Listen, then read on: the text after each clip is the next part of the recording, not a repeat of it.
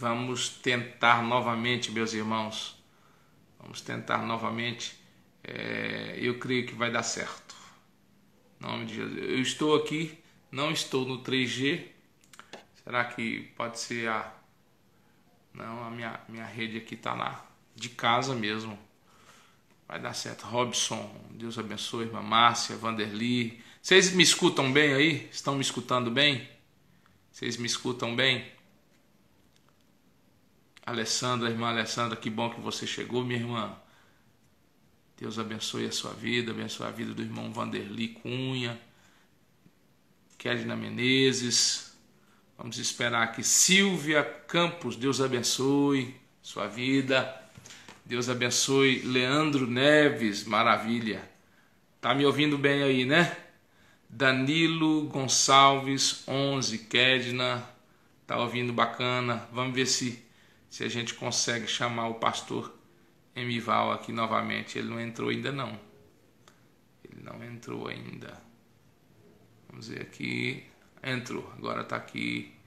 Vamos tentar novamente. Um abraço do Fábio Olavo. Deus abençoe, meu irmão Fábio. Seja bem-vindo, Olavo. Vai dar tudo certo, em nome de Jesus. Vamos ver se agora vai dar certo, meu pastorzão. Que mensagem abençoada, pastor. Pode continuar, fica à vontade. Oi, estão me ouvindo agora? Agora vamos ouvir o positivo dos irmãos. Quem está ouvindo agora, dá um joinha aí, gente. Fala, agora sim, estamos ouvindo, para o pastor continuar. Ou, já deram o ok aí. Agora tá ok, pastor. Mas às vezes estão ouvindo o senhor, né? Pode ser que eles estejam ouvindo o senhor. Estão me ouvindo também? Agora tá ouvindo. Agora tá tudo ok. Ok, estão ouvindo? Uhul, ela disse. Maravilha. Graças a Jesus. Amém. Já estava aqui quase usando a linguagem de Libras. Olha, tá na alta, ouvindo bem. Que bom, que bom. Bom, pastor, então como nós estávamos falando, né, nessa transmissão de responsabilidades, onde algumas pessoas atribuem a Deus guardar a sua casa, atribuem a Deus edificar a sua casa, nós temos que tomar cuidado porque esse guardar de Deus e esse edificar de Deus, ele vem em uma dependência que essas pessoas que formam a base da família, que é o casal, eles então dependam realmente unicamente do Senhor. Porque o homem que tem essa função de guardar, você vê lá no Jardim do Éden, o homem, o Adão, sendo responsável por guardar o Éden, por cultivar a terra. E essa função é a função que Deus deu ao homem, mas ele não pode fazer isso sozinho, ele não pode fazer isso desassistido da ajuda de Deus. E a mulher, essa edificadora, essa mulher sábia, essa mulher prudente, essa mulher que com um jeito especial, amável, carinhoso, ela sabe tratar sua família, sabe tratar seu marido, sabe tratar os filhos, ela sabe trazer a sua casa dentro daquilo que é a expectativa de Deus para que um lar esteja protegido e um lar esteja realmente fluindo naquilo que Deus os criou para fluir.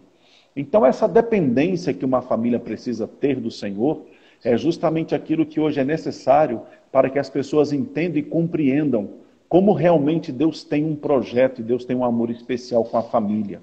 Por isso, marido e esposa que está me ouvindo, nunca entre nessa via de transmitir para Deus uma função que é sua, de se tornar omisso, de se tornar um mero telespectador esperando as coisas acontecerem, um agente passivo daquilo que você apenas deseja que aconteça, mas não faz nada para acontecer. Deus é um Deus de parcerias. Deus poderia fazer tudo sozinho, mas ele decidiu fazer tudo contando com tua ajuda, contando com teu apoio, sem transferir responsabilidade para Deus, porque o marido não é de Deus, é seu. A esposa não é de Deus, ela é sua. Seu marido é filho de Deus, a sua esposa é filha de Deus, mas não é marido de Deus e não é esposa de Deus. E cada pessoa precisa entender isso. O casal, homem e mulher, primeiro precisam se achar em Deus, terem essa convicção de um bom relacionamento, de um bem-estar com Deus, porque é a partir daí, desse relacionamento com Deus, que isso vai resultar num bom relacionamento com o próximo, num bom relacionamento com o cônjuge. Porque um casal desestruturado vai gerar que tipo de jovem? Vai gerar que tipo de próximas famílias? Hoje nós temos visto muitos jovens que dizem, eu não quero casar. Moças que dizem, eu não quero casar. Filhos que dizem, eu não quero ter uma família. Inclusive usam de uma forma como se fosse louvável aquela expressão, antes só do que mal acompanhado. E veja que desde o início Deus sempre mostrou a unidade, Deus sempre mostrou o bom resultado do que é estar unido. Tanto é que ele diz que não era bom que Adão estivesse só. Ele mesmo disse, é melhor ser dois do que um, porque tem melhor paga no seu trabalho. Até nas leis de Deus a Bíblia diz que um põe 1000 para correr, mas 2 põe 10.000.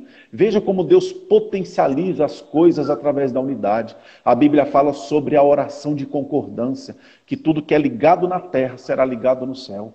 A Bíblia fala quando 2 concordam na terra, já é realizado pelo Senhor.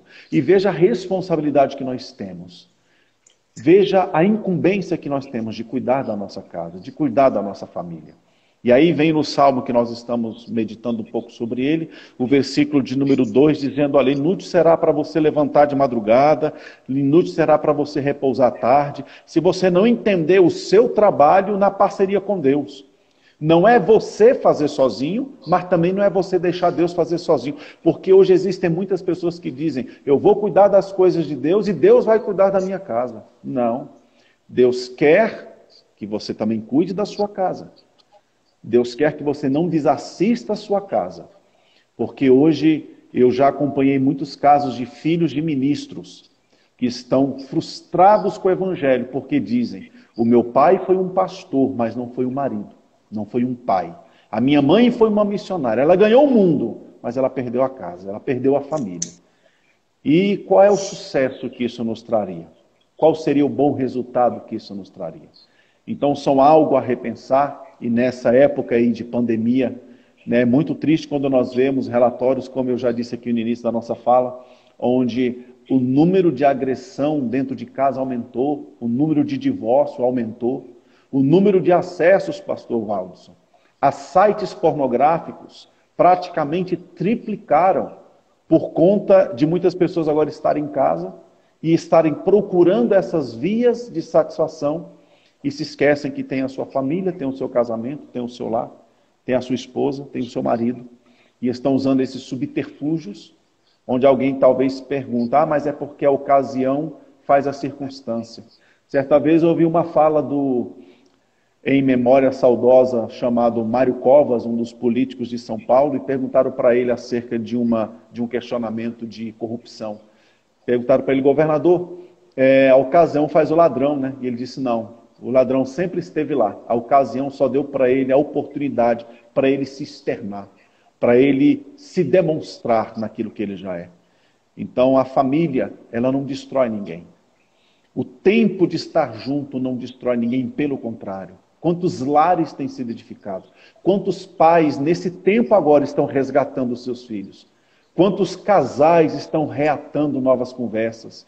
Quantas famílias decidiram voltar e abrir o baú do passado e rever as fotos dos filhos quando eram crianças, rever aquelas fotos das viagens que tiveram? E como isso tem trazido perdão, como isso tem trazido uma renovação de aliança, uma renovação de votos.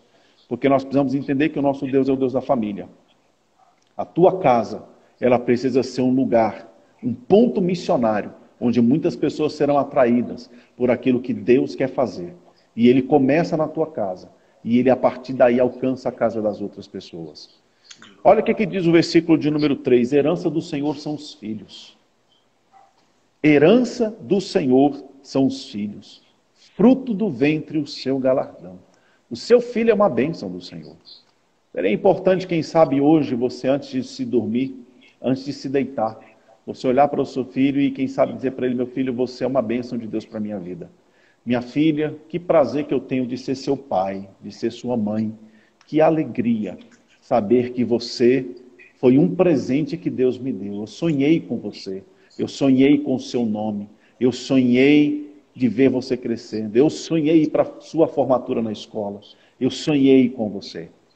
Então esse é um prazer que nós temos quando nós olhamos os nossos filhos e nós começamos a entender os nossos filhos como uma herança do Senhor. Agora não é uma herança do Senhor apenas porque eles estão em nossa posse ou em nosso poder temporário. É uma herança do Senhor porque eles pertencem ao Senhor. E um dia nós precisaremos nos apresentar diante de Deus e o Senhor perguntará: onde está a herança que eu te dei? Onde está aquele filho, aquela filha que eu te dei? E oxalá nós possamos diante do Senhor dizer: olha, Pai, o Senhor me deu um filho e está aqui o meu filho, está aqui a minha nora, estão aqui os meus netos, está aqui o meu genro, a minha filha, está aqui tudo que o Senhor me deu, um, ou dois, ou três, eu te devolvo 30, 40, 50. Que bênção será isso para a nossa vida? Está no momento onde finanças é importante, saúde é importante, avivamento é importante, mas família é fundamental. Família é fundamental. E quando nós olhamos família, nós olhamos o casal, nós olhamos o filho, nós olhamos a filha, nós olhamos o marido, nós olhamos a esposa. E é isso que nós precisamos colocar como prioridade na nossa casa, na nossa vida. Olha só o que a Bíblia fala no versículo de número 4. Como flechas na mão do guerreiro, assim os filhos da mocidade. O que você acha que um guerreiro faz com flecha? Joga em qualquer lugar? Com certeza não. Flechas são muito bem escolhidas. Flechas são armas preparadas para serem certeiras. Não se leva na sua aljava flechas tortas, flechas que as suas pontas são arredondadas. Não se leva na sua aljava flechas que não possam ter utilidade. O que a Bíblia nos ensina então aqui? Que os nossos filhos precisam ser lapidados por nós. Ei, você precisa aprender a dizer não para o seu filho. Você precisa aprender a dizer não para a sua filha. Está na hora de você começar a assumir a postura do seu lar, a postura da sua casa. Está na hora de você chamar para você, pai e mãe que está me ouvindo, a responsabilidade de dizer que você vai orientá-los, você vai direcioná-los para o caminho certo. Você é o arco que vai puxar essas flechas e vai lançá-las no alvo certeiro. Você é o arco que vai puxar os seus filhos para aquilo que Deus tem para a vida deles. Os seus filhos são suas responsabilidades. Eles nunca deixarão de ser seus filhos. Um dia você talvez, por uma circunstância, você talvez pode deixar o casamento, você às vezes pode passar por uma circunstância de ter um novo relacionamento com uma outra pessoa, talvez por um motivo de viuvez, por exemplo. Mas seus filhos nunca deixarão de ser seus filhos. Seus filhos sempre esperarão de você uma postura. E tem muito filho birrento, tem muito filho mimado, tem muito filho desestruturado, tem muito filho trancado dentro do quarto, com a cara enseriado, fazendo maratonas e mais maratonas de Netflix.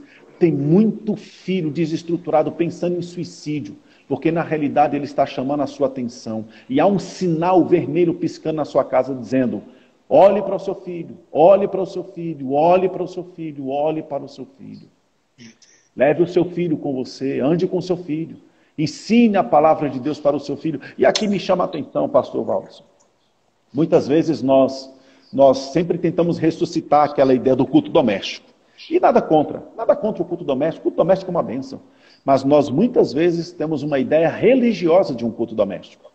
Nós passamos o dia inteiro mentindo, xingando, assistindo tudo que não deve, deixando os nossos filhos viverem dissolutamente, ensinando os nossos filhos a mentir, ensinando os nossos filhos a dirigir errado, ensinando os nossos filhos, e ensinando, o que eu digo é, pelo nosso exemplo, ou por aquilo que nós temos vivido uma vida totalmente errada, e achamos que uma vez por semana, ou naquele momento do culto doméstico, é o avivamento da nossa casa. Não vamos tampar o sol com a peneira. Não vamos coar o camelo e engolir um mosquito. Vamos ser bastante realistas. O melhor culto doméstico é aquele que você carrega dentro de você. Porque em qualquer lugar que você estiver, é o brilho do Espírito Santo, é a glória do Senhor que precisa irradiar da sua vida, que precisa tocar a vida dos seus filhos.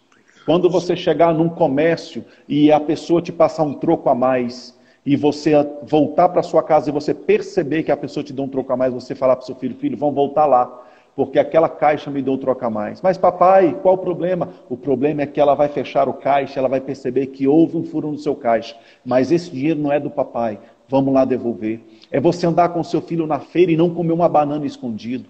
É você andar com seu filho no mercado e não abrir um pacote de biscoito para o seu filho comer como se aquilo fosse normal. São nas pequenas coisas que nós precisamos voltar a estabelecer a estrutura do nosso lar.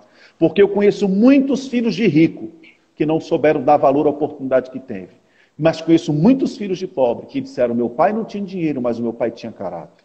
Meu pai me ensinou a ser um homem de Deus. O meu pai me ensinou a não roubar, o meu pai me ensinou a não mentir. Nós precisamos fazer o resgate, não é apenas de um culto doméstico, e vamos fazer os cultos domésticos.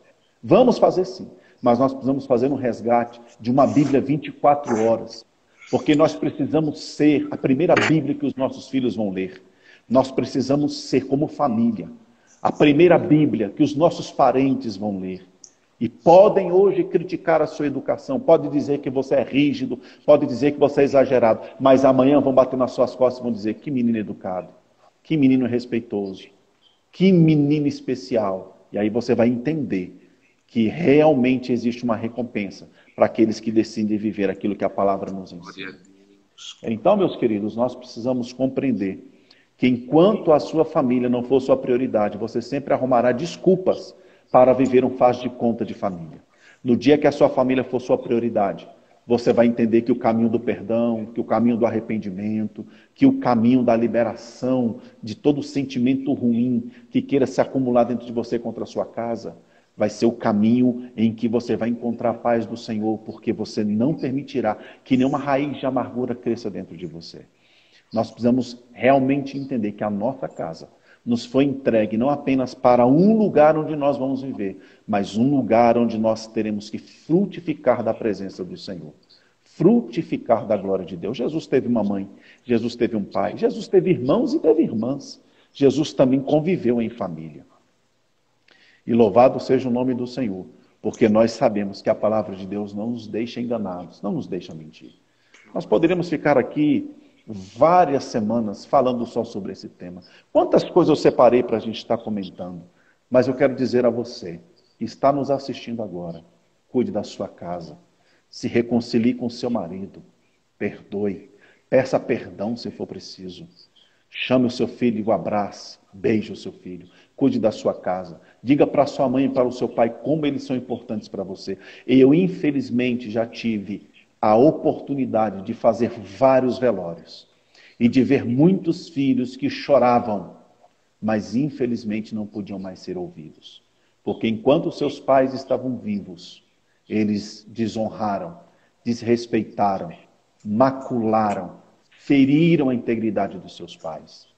Mas depois que os pais morrem, aí vem o remorso. Só que é tarde demais. No céu não tem Wi-Fi para mandar WhatsApp. No céu não existe nenhum sinal de Instagram para a gente poder fazer uma live.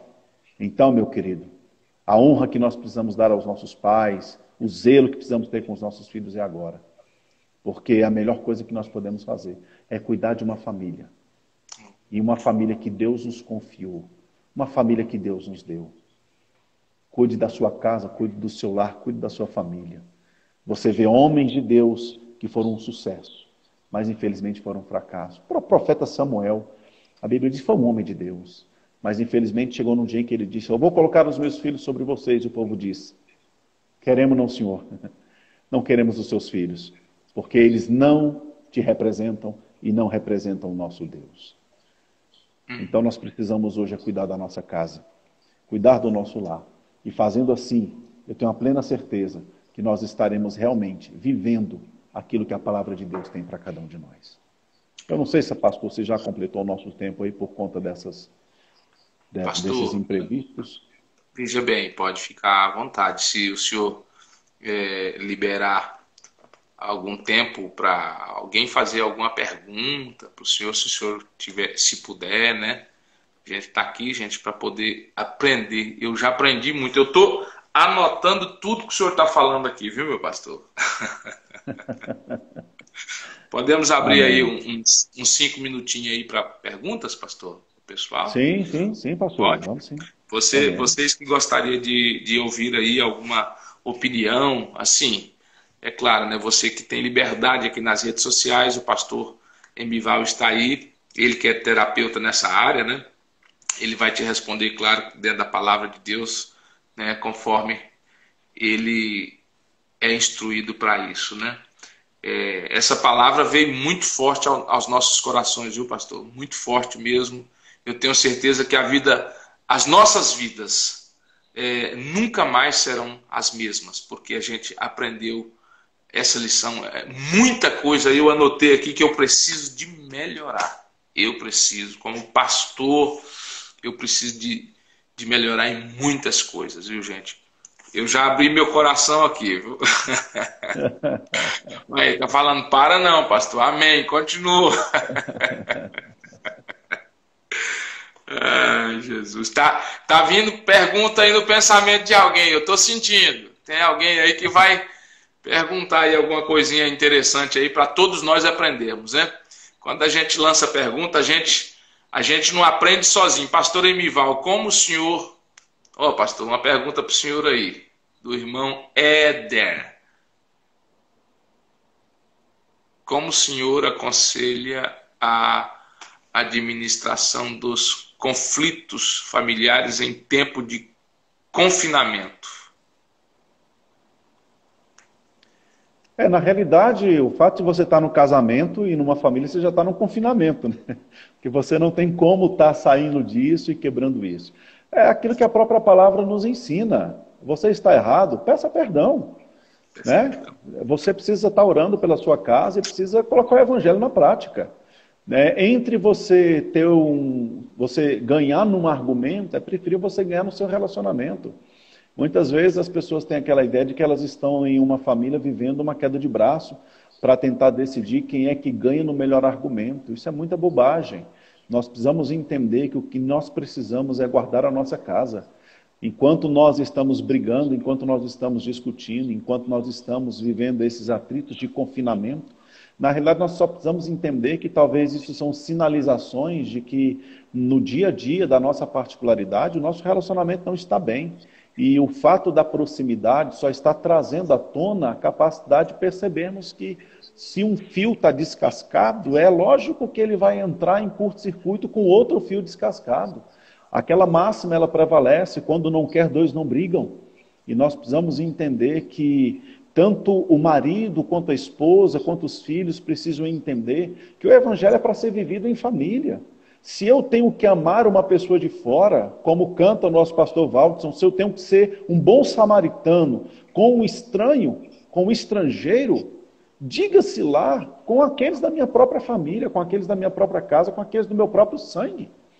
Então nós precisamos entender que a nossa casa não é um ringue para a gente ficar se degladiando. Nossa casa não é um octógono para a gente ficar vendo quem é que vai dar os 3 tapas por último para dizer a vitória é sua. Não, não, não. A nossa casa é um lugar de paz, é um lugar de alegria. E isso tem que começar dentro de nós. A Bíblia diz que, enquanto depender de vós, tende paz com todos. A Bíblia diz que a paz de Deus ocupe todo o vosso pensamento. Então, é isso que nós temos que viver. Portanto, a nossa casa é o primeiro lugar em que nós temos que procurar viver a paz.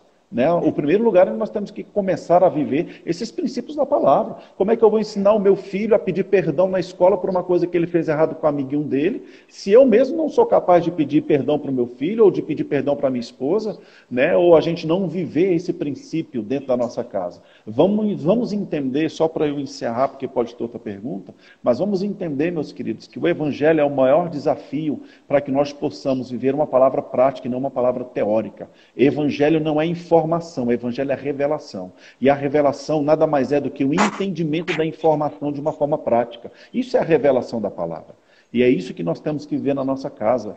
Eu não estou preocupado se um marido, né? Não eu, mas um marido, ele não deve estar preocupado, a minha esposa vai achar que ela está certa. Eu não estou preocupado com isso, eu estou preocupado porque eu vou fazer a minha parte. Se eu estou errado, eu vou pedir perdão, me perdoe, eu quero dormir bem com você. Como diz a Bíblia, não se põe o sol sobre a vossa ira. E é esse o caminho que nós temos que estar seguindo. Essa queda de braço é infantil e quem ganha com isso é Satanás, sentado no sofá da tua sala e batendo palma para tudo aquilo que está de errado dentro da sua casa. Meu Deus. Pastor, tem uma outra pergunta aqui para o senhor. Uma irmã nossa que está conosco todos os dias aqui, ela está perguntando: Pastor Emival, não é fácil ter um esposo afastado do caminho do Senhor. Me dá um conselho, uma dica, uma palavra nesse sentido, né? Ore muito por ele, minha irmã, e ore em amor. Muitas mulheres, às vezes, oram pelo marido, mas elas oram ou com um sentido de vingança ou com um sentimento de peso. É aquela oração: ai meu Deus, salva ele porque eu não aguento mais. Ai meu Deus, traz esse homem de volta porque eu já não estou suportando mais. Isso não é oração, isso é lamento, isso não é oração, isso é desabafo. E não é esse o caminho. Ore pelo seu marido e declare a palavra sobre ele. Paulo nos ensina que a oração que ele fazia pela igreja de Efésios, pela igreja a igreja de Éfeso, né? Pelos irmãos de Efésios, pelos Efésios, Paulo sempre orava e dizia: Pai, eu oro para que espírito de sabedoria e de revelação, no pleno conhecimento do Senhor, venha sobre eles. Que eles tenham os olhos iluminados pelo conhecimento. Então, toda mulher que tem uma circunstância como esta que a senhora pergunta, ela deve orar dizendo: Senhor, eu oro para que os olhos espirituais do meu marido sejam abertos, sejam iluminados, e que ele conheça sobre a excelência do teu poder, que eles conheçam a riqueza da sua glória, a esperança do seu chamamento, que ele conheça isso. Porque já dizia um pregador: se alguém disse não para Jesus, é porque ainda não entendeu o sim que Jesus disse para ele. Então nós precisamos compreender que na realidade a oração por uma pessoa que está desviada precisa ser uma oração cheia de amor, uma oração de intercessão, com um coração cheio de amor. Não meramente um amor de esposa, mas o amor de Deus que é derramado em nosso coração pelo Espírito Santo. O Espírito te ajuda nessa oração. E eu acredito muito que é por esse caminho da oração que o Espírito vai te levar, minha irmã, a se mover com sabedoria, para que você entenda se existe alguma coisa nesse processo da restauração do seu marido que você precisa fazer, para que ele possa ser alcançado pelo amor de Deus. E você, esposa, preste atenção, você que está com seu marido nessa situação, eu quero lhe declarar uma palavra: você é o canal de Deus mais próximo, você é a oportunidade de Deus mais próxima para tocar a vida do seu marido. Então não vai dizer que seu marido está endemoniado, não vai dizer que seu marido está cheio de Satanás, não vai acusar o seu marido, jogar nada na cara dele. Ame o seu marido. Salve o seu marido, ainda que sem palavras, porque a sua oração tem muito poder. A minha mãe me ensinou uma coisa: sempre em um momento da minha adolescência de rebeldia, minha mãe olhava para mim e dizia: meu filho, Deus sempre ouve a oração de uma esposa fiel e de uma mãe amorosa. E ela sempre orava por mim, ela dizia isso. E eu vejo que isso é a pura verdade. Então, você, minha esposa, você é uma com seu marido. Ore por ele, interceda por ele. E as suas orações, elas com certeza serão ouvidas. E o que você deve fazer, eu creio que o Espírito vai te guiar, não tem uma receita para isso. Vai ter hora que o Espírito vai te dizer: fale alguma coisa. Vai ter hora que o Espírito vai dizer: ó, fica caladinha, deixa que eu trabalho. E é assim que você vai trazer de novo, ajudar o seu marido a voltar. Glória a Deus. Tem uma pergunta aqui sobre a oração, pastor. Maravilha.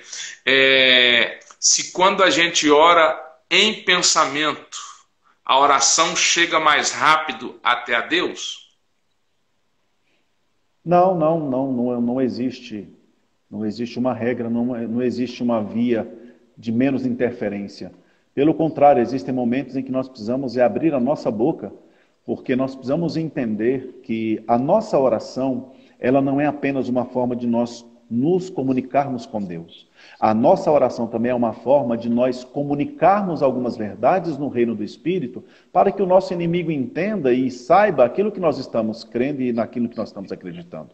Por exemplo, eu nunca vi ninguém expulsar demônio apenas orando no pensamento. É necessário que a palavra muitas vezes saia dos nossos lábios. A palavra venha da nossa boca. Quando Daniel orava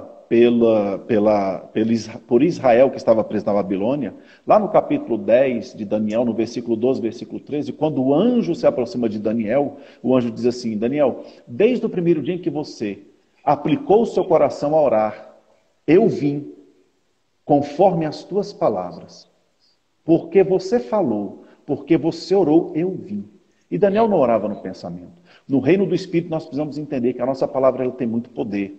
Então nós precisamos usar o poder da palavra e dizer, em nome de Jesus, ora pelo meu marido, e eu ordeno a Satanás, solte a mente do meu marido, solte a mente dos meus filhos, solte a mente da minha esposa, em nome do Senhor Jesus Cristo, ore, declare sobre a sua casa, ore em voz alta mesmo, para que Satanás saiba em quem você crê, em quem você tem crido, e quem é aquele que vai dar a última palavra sobre a tua casa. Esse alguém é você. Então ore com autoridade, sim. Você orar no pensamento, pode ser em algum momento em que talvez você precise de uma orientação do Senhor, um momento onde você sabe que as pessoas que podem te ouvir não vão entender a sua oração. Mas há momentos em que nós precisamos abrir a nossa boca mesmo e mostrar no reino do Espírito em quem nós cremos e aquilo que nós estamos ordenando que vai acontecer e vai acontecer em nome de Jesus. Glória a Deus, glória a Deus. Que maravilha, que instrução sobre a oração aí, irmãos, que nós acabamos de receber. O irmão Vanderly Cunha está dizendo, minha esposa sempre fala para mim, assim, eu oro por você e você ora por mim. Olha aí, ó. Tá vendo? Comunhão em oração, né? A irmã tá agradecendo o senhor aqui pelas palavras sábias, que ela foi muito edificada, viu, pastor? Glória a Deus. Amém. Estou sendo instruída, outras estão dizendo, esposa fiel e mãe amorosa, amei, glória a Deus. Gente, que coisa maravilhosa, né? Tem mais alguma pergunta, gente? Nós já estamos com bastante tempo aí que o pastor Emival está falando. Se você tem mais alguma pergunta, nós vamos... só mais uma pergunta para ele poder estar descansando, né? O pessoal está agradecendo, pastor. O pessoal está agradecendo o senhor aí. Eu acho que da forma que o senhor ministrou em nossas vidas, pastor, eu acho que nós todos fomos... Quem é esse pastor, Valdson? Aí, ó, tem gente querendo saber aqui já do senhor para poder trazer na festa, viu, pastor? Eu vou passar seu endereço, o seu contato. Ok, sem problema. A irmã está dizendo aqui, uma pergunta. Pastor, fala sobre não se ter medo de crises, de escassez, vencer o medo. Sim. Bom, a própria palavra nos ensina que Deus não nos deu espírito de covardia, né? Mas nos deu espírito de poder, de amor e de moderação. Viver com medo hoje é viver baseado em circunstâncias. Viver baseado por aquilo que você vê, por aquilo que você presencia, por aquilo que você está envolvido contextualmente. Nós estamos aí diante dessa circunstância e muitas pessoas começaram a assumir essa postura de medo. Pessoas que têm medo de sair de casa, pessoas que têm medo de fazer alguma coisa. E existe uma diferença entre o medo e o respeito àquilo que hoje é uma orientação correta em que nós precisamos nos sujeitar a isso. Então, quando a Bíblia fala sobre você não ter medo, nós precisamos entender que medo, ele é uma motivação que nós também temos. Uma motivação para fugir, uma motivação para correr, uma motivação para se eximir de um posicionamento de afronta. Então, muitas pessoas hoje elas estão tendo esse medo, elas estão se tornando pessoas amedrontadas, pessoas que estão tendo fobia, pessoas que hoje têm receio de qualquer coisa. A Bíblia não nos ensina isso. Eu aconselho você a se encher, em primeiro lugar, da palavra. E em segundo lugar, a se encher de uma vida em oração.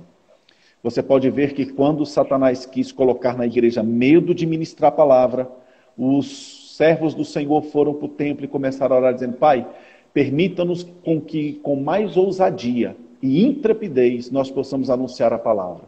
E Atos 4:31 diz que tendo eles orado, tremeu o lugar onde estavam reunidos, todos foram cheios do Espírito Santo e com intrepidez e ousadia anunciavam a palavra.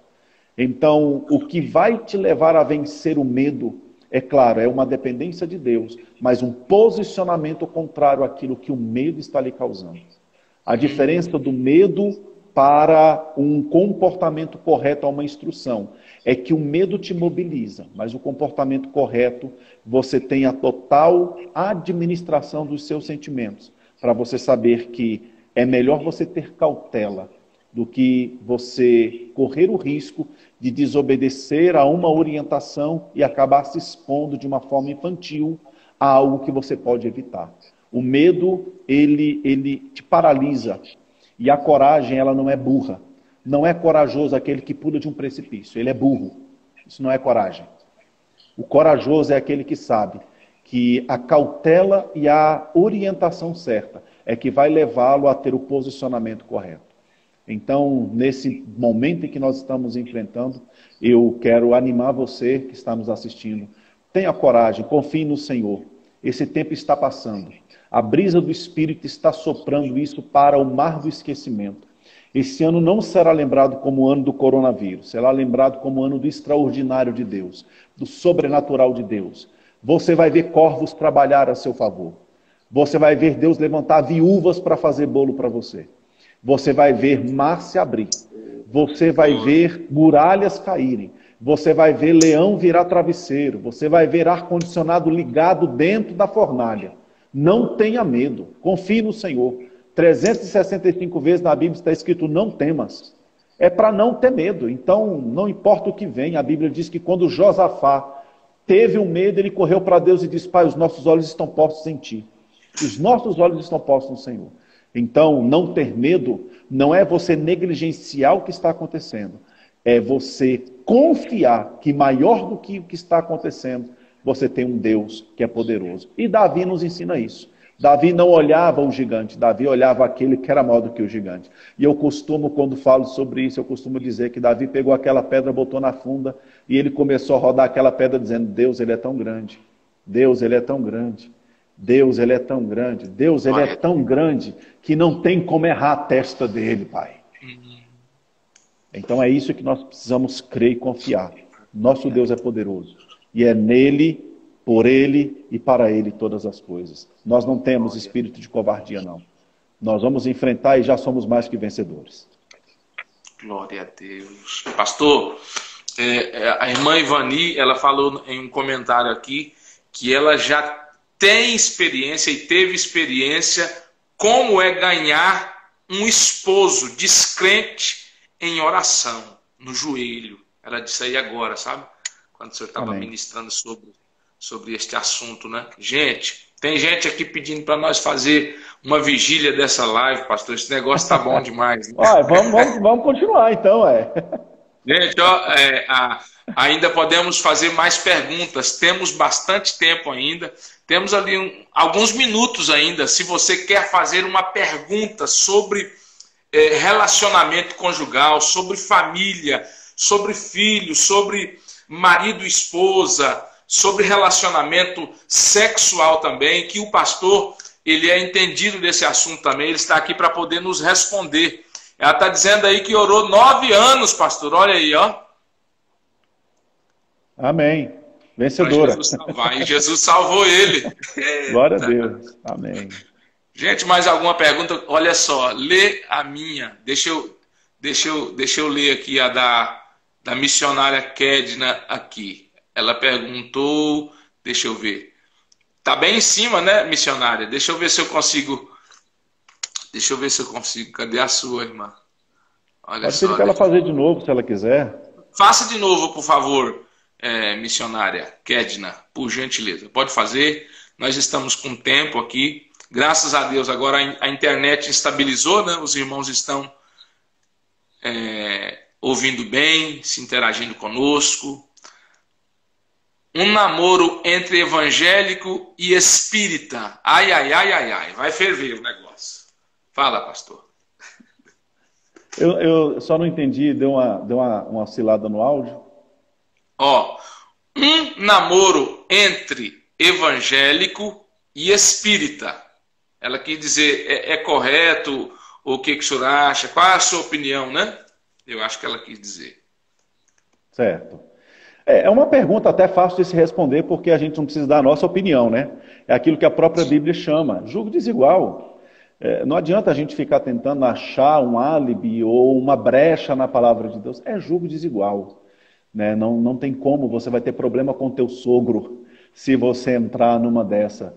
E aí não adianta, mas fulano é tão bom, né? Fulano é até quase crente, ele até dá melhor o comportamento dele é melhor do que muito crente que eu conheço, mas ele não é crente. Ele não é nascido de novo. E se você, no futuro, quiser correr o risco de ter problema, você não pode fazer de um casamento uma roleta russa para você achar se vai dar certo ou não. Né? É diferente pessoas que, depois que se casaram, tiveram a oportunidade de nascer de novo, e às vezes um nasceu de novo e o outro ainda não nasceu de novo. Né? Está vivendo um jugo desigual no princípio de crenças, mas está vivendo isso dentro de um casamento. Aí é o que Paulo fala em 1 Coríntios capítulo 7. A mulher vai para a oração e vai para uma vida na dependência de Deus para ganhar um marido sem palavras, e o marido da mesma forma se for ele. Agora hoje, uma pessoa solteira, uma pessoa viúva, ou uma pessoa que hoje ela pode contrair novas núpcias, e de repente ela se vê na oportunidade disso, e ela decide, ou ela se inclina para se relacionar com uma pessoa que ela não nasceu de novo, eu quero lhe alertar que você não está fazendo o que é correto. Deus lhe respeita pela sua escolha, mas Deus lhe responsabiliza por essas consequências. Você não deve entrar por esse caminho, porque não foi isso que Deus criou para você. Se Deus não tem um filho dele para te entregar, não é um filho de Satanás que vai te fazer feliz, ou uma filha de Satanás que vai te fazer feliz. E me desculpa a expressão filho ou filha de Satanás, mas nós não temos mais do que duas paternidades possíveis para a vida de um ser humano. Ou ele é filho de Deus, ou ele é filho de Satanás, e é a própria Bíblia que fala isso. João 8,44, Jesus diz que até o mentiroso é filho de Satanás, porque ele é o pai da mentira. E ele diz para aqueles homens, vós têm por pais o diabo. Então existe uma filiação de Satanás, e infelizmente algumas pessoas têm ido por esse caminho. Eu espero, você que fez essa pergunta, ou você que fez essa pergunta, quem sabe tentando ter uma resposta para alguém que você conheça, que você não se furte a responsabilidade de dizer a verdade. Julgo desigual não é vontade de Deus para ninguém. Julgo desigual é uma forma de você se paralisar ou de você se engessar naquilo que o Senhor tem para a sua vida. Você até pode ter um casamento humano bom, mas você vai ter prejuízo no reino do Espírito para aquilo que Deus tem para a tua vida. Uma pessoa que não é nascida de novo, ela não vai entender o que Deus tem para você. Até os nascidos de novo muitas vezes não entendem. Muitas vezes correm risco de pessoas terem chamados diferentes e se casarem e terem problema. Por exemplo, um missionário se casa com uma mulher que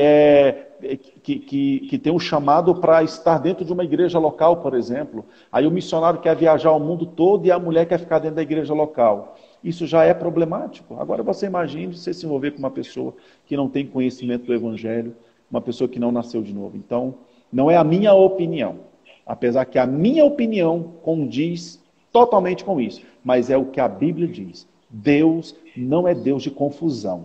Deus é um Deus de luz. Deus é um Deus de coisas claras, não é Deus de treva. E julgo desigual é embaraço de Satanás. Meu Deus. Olha aí, gente, muito sábia a resposta. Aqui, ó, tenho uma conhecida, ela está dizendo que o marido está fora do Brasil, porém ele quer que ela vá, mas alguém profetizou para ela que Deus não quer que ela vá, porque ela não quer ceder, porque acha que Deus não vai quer que ela vá para onde ele está. Essa é a pergunta. Ele é marido dela. Ele é marido dela, ele está no exterior e quer que ela vá. E ela recebeu uma profecia de alguém dizendo que Deus não está nesse negócio, pelo que eu entendi aqui. Né? Certo. Aí está na sua... Bom, em primeiro lugar, a gente tem que entender aí dois aspectos, especialmente do que se refere à profecia. O primeiro aspecto é que nós não temos o direito de sermos guiados por profecia ou por profetas, melhor dizendo. Né? Muitas pessoas às vezes querem que profetas decidam as suas vidas. E elas vão nos profetas, como muitas pessoas vão consultar pai de santo, vai consultar cartomante, as pessoas jogam a responsabilidade das suas vidas para profeta. Profeta não tem que reger a sua vida. Segundo lugar, toda e qualquer profecia tem que ser julgada por você. E o princípio correto de julgar a profecia é que aquilo que você ouviu tem que testificar com aquilo que Deus já tem te dito. Nenhuma profecia pode ser dada para você que ela se torne uma novidade para a sua vida. Toda profecia, ela só precisa continuar intensificando em você aquilo que o Espírito que habita dentro de você já tem te dito. Dentro do tempo em que nós vivemos hoje, dessa nova aliança, a melhor forma de sermos orientados por Deus é através do Espírito que habita dentro de nós. Jesus disse que o Espírito nos guia em toda a verdade. A nossa vida não é guiada por profecias, ela é guiada pelo Espírito Santo. Então, cada homem, cada mulher, cada pessoa que está nos ouvindo agora, nós precisamos entender que o que Deus quer para você é que você seja guiado pelo Espírito Santo. Então, ore ao Senhor e diga: Pai, é isso que o Senhor quer para a minha vida. E quando você aprende a confiar em Deus, dentro de você virá um sinal, virá uma tranquilidade do Espírito, um sinal verde, uma paz vai inundar a sua vida. Porque existem coisas em que nós não queremos fazer, e porque somos crentes ou nos julgamos mais crentes do que o outro, nós então atribuímos a nossa vontade como se fosse a vontade de Deus. E aí nós temos que tomar cuidado, porque precisamos entender as direções do Espírito. A Bíblia diz que Ele nos guia em toda a verdade. Ele fala conosco. E nesses últimos tempos, nós somos habitados pelo Espírito Santo. Então, dependa do Espírito, seja guiada pelo Espírito, e ninguém vai dizer para você vá ou não vá, fique ou não fique, não. Você vai entender o que Deus tem para você. Você é uma mulher casada, você é um homem casado, você é uma pessoa que tem compromissos, e ao mesmo passo que você precisa depender de Deus, você também precisa cuidar da sua casa, cuidar da sua família, porque eu infelizmente já cansei de ver pessoas que aí o marido está numa situação dessa, trai a esposa, depois diz, porque você não quis, e aí a mulher começa a se arrepender, porque deveria ter ido e não foi, e aí a gente começa a atribuir a profetas a resposta para as nossas vidas. Profeta pode ser usado sim. Você pode ter um sonho, pode de repente alguém chegar e te entregar uma palavra, mas tudo o que você ouvir dentro desse nível profético precisa simplesmente fortalecer o que o Espírito Santo já tem dito para você. Por isso que é importante você depender do Espírito, buscar a direção do Espírito para que ele possa ser bem claro com você, porque o nosso Deus é Deus de luz, não é Deus de confusão não. Nosso Deus é um Deus de coisas muito bem esclarecidas. Esse negócio, manto, mistério, o nosso Deus já é um Deus dos mistérios revelados. Já está tudo revelado já e o que Ele quer nos conduzir em luz, não em trevas. Verdade, glória a Deus. Pastor, tem uma pergunta aqui que não quer calar. Aqui tem uma irmã que perguntou aqui atrás sobre o divórcio. Qual é a sua não, né? Qual é o esclarecimento que a palavra nos traz e que o senhor entende para falar um pouquinho aí de uns 5 minutos, quem sabe, sobre esta questão divórcio? A palavra divórcio, por si só, ela é uma palavra, entenda-me e permita-me a minha colocação, ela é uma palavra um pouco perigosa, porque a Bíblia fala contrário ao divórcio, mas nós sabemos que existem circunstâncias em que o divórcio, isso quer dizer o rompimento de um casamento, ele acabava sendo autorizado como uma opção que era dada a algumas pessoas. Então hoje não tem como, e aí entenda-me que eu não estou me eximindo de responder. Eu só preciso ser bem consciente de dizer a você que quando a gente fala sobre um divórcio, a gente não pode analisar uma mera palavra, porque por trás dessa palavra existiu toda a construção de uma situação, existiu todo o desenrolar de fatos que se culminaram naquela atitude de um divórcio. Então hoje seria irresponsável da minha parte dizer assim, não divorcie ou divorcie, né? Então nós precisamos entender que o que precisa ser, é claro, em primeiro lugar, acompanhado por um pastor, acompanhado por uma igreja, precisa ser analisado todas as possibilidades de manutenção de um casamento, precisa ser verificado tudo aquilo que a Bíblia nos orienta, tanto a marido quanto a esposa, porque infelizmente não é só marido que vai manter um casamento, não é só a esposa que vai manter um casamento. Sempre que eu prego para casais, eu sempre digo essa mesma frase que eu vou repetir agora, casamento é como um varal. Você bota uma ponta naquela parede, põe a outra ponta na outra parede, e ali você coloca todo o seu trabalho, que são as roupas lavadas, tudo organizado, ali está o seu tempo, a sua água, ali está a energia que você gastou na máquina, ali está tudo. Mas se uma dessas pontas elas se soltam, vai tudo para o chão. Então, muitas vezes, divórcios são inevitáveis porque uma das pontas não quer. Uma das pontas não está preocupado com isso. Uma das pontas não está levando a vida conjugal a sério. Mas quando dois crentes entendem que circunstâncias chegam e eles vão para a oração, vão para o aconselhamento correto, vão para aquilo que a Bíblia fala sobre o perdão, sobre a restauração conjugal, o Senhor ajuda e esse divórcio jamais chega dentro dessa casa. Por mais que ele esteja à beira, mas ele não se concretiza, porque a palavra do Senhor prevalece. Então, falar de divórcio é uma coisa muito perigosa, a gente tem que entender todo o contexto, né? Porque hoje a gente sabe que o divórcio ele acaba sendo o resultado de todo um processo. E é muito irresponsável quem diz assim, divorcia ou não divorcia, a Bíblia apoia ou a Bíblia condena 100%. Quando a gente não tem um parecer correto. E com isso, eu não estou sendo mediano nas Escrituras. Eu só não quero ser irresponsável para dizer para você uma coisa baseada em uma experiência pessoal ou baseado naquilo que eu vejo de uma pessoa e que, mesmo que ela esteja vivendo o mesmo contexto que você está vivendo, mas a situação dela é totalmente diferente da sua, porque são pessoas diferentes, né? Então, existem mulheres que estão sendo espancadas, mulheres que estão sendo maltratadas pelo marido, mulheres que estão sendo totalmente violentadas na sua humanidade. E como é que você obriga uma mulher dessa a viver com um camarada que trai ela, com um homem que espanca ela todos os dias? Em contrapartida, você encontra mulheres aí que estão querendo separar do marido, simplesmente porque o marido ganha menos do que ela. E você vai dizer que esse divórcio é um divórcio correto? Então veja que são circunstâncias, são situações específicas, e nós temos que ir pela palavra. Deus disse que Ele odeia o divórcio. Portanto, nós precisamos fazer tudo para que isso não aconteça.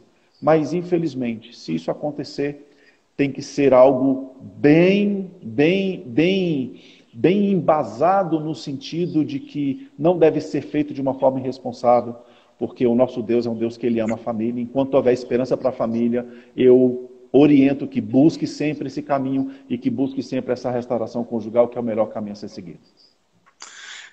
Tenho uma conhecida que o cônjuge tem relacionamentos extraconjugal há anos e ela não divorcia porque acha que Deus não aprova.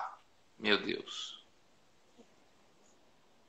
Deus a respeita por essa decisão.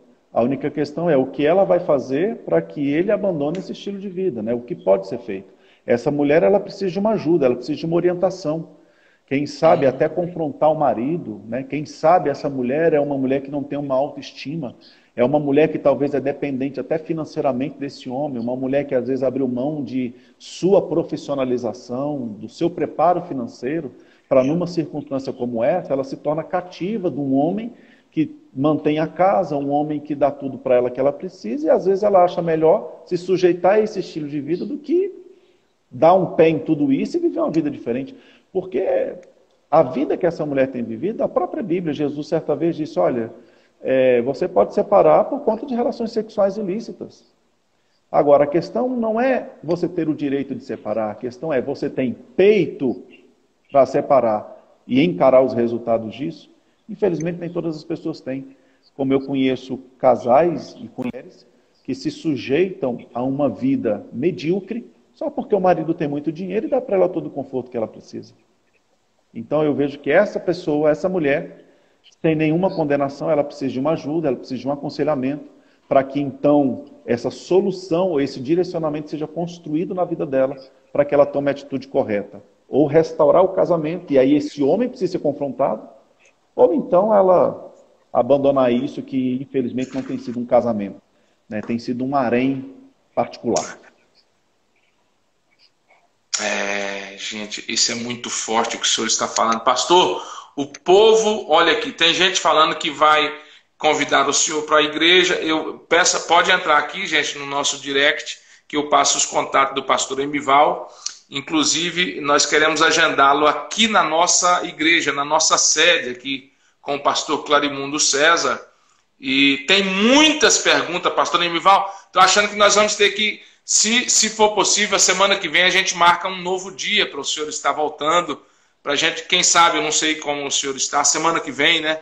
Se der. O senhor pode me falar depois ou o senhor já queria já poderia anunciar um dia da semana que vem para a gente se preparar melhor, divulgar mais. Nesse horário de 21 horas? Isto, nesse horário de 21, ou a gente pode de repente colocar 22, para talvez é melhor para o senhor, Não, para mim entendeu? 21 horas está excelente. Pode ser quinta-feira. Ok, ok. Então, gente, já fica marcado para o pastor Emival estar conosco novamente na quinta-feira próxima. E você que gostaria de fazer uma pergunta, nós vamos ter o momento das perguntas, como estamos aqui fazendo, e essa interação está muito boa, porque a gente está aprendendo muito com as suas respostas, pastor. Posso dizer também, meu pastor, olha aí, ó, que coisa boa, ó, que bênção. Gente, mais alguma pergunta? Tem mais 3 minutos para o pastor responder mais alguma pergunta, se tem aí. Eba, não vou perder. Aí o pessoal já está dizendo, ó, batendo palmas. Ê, pastor Emival, que maravilha, viu? Eu sabia que ia ser bênção, gente. Glória a Deus. Tem uma pergunta aqui que alguém me cobrou lá atrás. Alguém me falou, não vai esquecer da minha pergunta. Eu acho que foi Scarcela. Você pode fazer novamente a pergunta, por favor?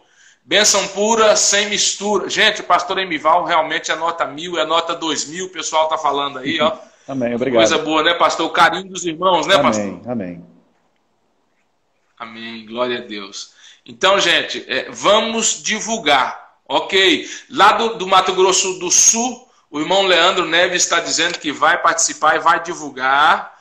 Que maravilha. O nosso irmão Vanderli, que é de Brasília, também com certeza vai divulgar, né? Um xerox, pastor. Peraí. Um cheiro, pastor, saudade, um cheiro. Aí, ó. Olha o carinho do povo. Ele é demais, glória a Deus. Irmãos, que bênção, sou fã. A partir de hoje, a irmã Alessandra está dizendo, é correto dizer, a pergunta dele é a seguinte, pastor, ó, é correto dizer que o meu espírito é aventureiro? O espírito aventureiro? Acho que tem que primeiro ser avaliado qual é o conceito que você tem de aventura, né? Nem sempre o aventureiro é aquele que coloca a sua vida em risco, é aquele que vive irresponsavelmente. Eu, por exemplo, sou aventureiro, eu tenho uma esposa e 2 filhos, um com 19 e outro com 16. Gosto de ler muito, isso para mim é uma aventura extraordinária, amo ministrar a palavra de Deus. Se o pastor Walton quiser amanhecer o dia aqui, meu irmão, vamos embora, e para mim é benção demais. Então, acho que muito vai do conceito em que a gente tem, do significado real da palavra, né? A palavra aventureira, ela por si só, ela pode ter uma interpretação crítica, ela pode ter uma interpretação dúbia, ela pode ter uma interpretação duvidosa. Então, dependendo se você é uma pessoa aventureira, mas que você não causa prejuízo a ninguém, se você é uma pessoa que gosta de viver uma vida cheia de novidades, mas isso não lhe compromete, não compromete a sua saúde, isso não compromete a sua segurança, e da mesma forma a de terceiros. Aí, tá respondida essa pergunta com muita propriedade, né?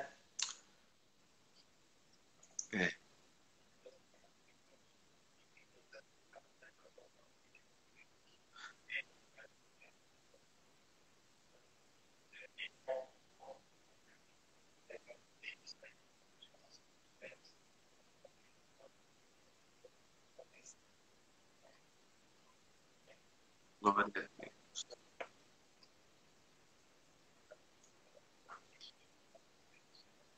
Que maravilha, pastor. Pastor Emival, muito obrigado. Nós temos aí apenas 1 minuto e 50 segundos agora para poder estar despedindo aí. Saudades. Gente, a semana que vem tem mais. A semana que vem tem mais. Pastor Emival aqui para nós. Na quinta-feira próxima já está marcado aqui com ele. Nós vamos estar divulgando e vai ser uma bênção. Pastor Emival, muito obrigado pela sua disponibilidade. E pode despedir aí em 20 segundos, meu pastorzão.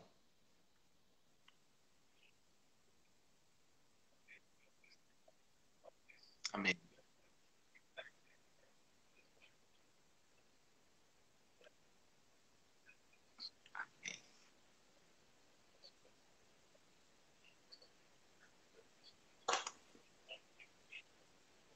Amém.